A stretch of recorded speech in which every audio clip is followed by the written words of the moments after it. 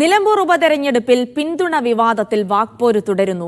യുഡിഎഫും ജമാഅത്തെ ഇസ്ലാമിയും ഐക്യകക്ഷിയായി എന്നതിന്റെ പ്രഖ്യാപനമാണ് വി.ഡി. സതീശൻ നടത്തിയതെന്ന് സിപിഎം സംസ്ഥാന സെക്രട്ടറി എം.വി. ഗോവിന്ദൻ പറഞ്ഞു. പിന്തുണ നൽകുമ്പോൾ വിശുദ്ധരും അല്ലാത്തപ്പോൾ അശുദ്ധരും എന്നതാണ് സിപിഎം നിലപാടെന്ന് കെപിസിസി പ്രസിഡന്റ് സണ്ണി ജോസഫ് പറഞ്ഞു. പിഡിപിയെ തോളിലെടുത്ത് വെച്ചാണ് സിപിഎം വിമർശനമെന്ന് രമേശ് ചെന്നിത്തല പറഞ്ഞു.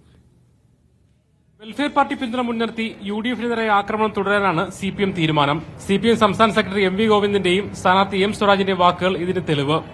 യുഡിഎഫും ജമാഅത്തെ ഇസ്ലാമിയും കക്ഷികളായിട്ട് മാറി എന്നുള്ളതിന്റെ പ്രഖ്യാപനമാണ് വി.ഡി. സതീശൻ നടത്തിയിട്ടുള്ളത്.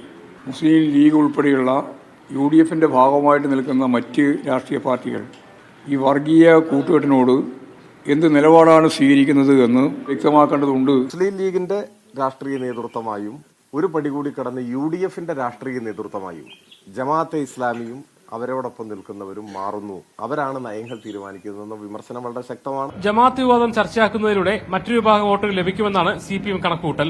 നേരത്തെ ജമാഅത്തെ ഇസ്ലാമി പിന്തുണ സിപിഎം സ്വീകരിച്ചത് ഓർമ്മിപ്പിച്ചും പിഡിപിയുടെ എൽഡിഎഫ് പിന്തുണ ആയുധമാക്കിയുമാണ് യുഡിഎഫ് പ്രതിരോധം. അവരുടെ അവസരവാദമാണ് ഇതിൽ നിന്നെല്ലാം വ്യക്തമാണ്. അവർക്ക് ആരെയും കൂട്ടാം. അവർ തൊട്ടാൽ എല്ലാവരും ശുദ്ധമായി, അവരുടെ കൂടെ കൂടാത്തവരെല്ലാം അശുദ്ധി ഉള്ളവരായിട്ട് സിപിഎം കൽപ്പിക്കുന്നു.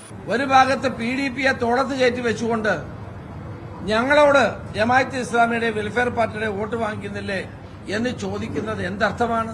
വെൽഫെയർ പിന്തുണ മറ്റു വോട്ടുകൾ നഷ്ടപ്പെടാൻ ഇടയാക്കില്ലെന്നും യുഡിഎഫ് നേതാക്കൾ പറയുന്നു.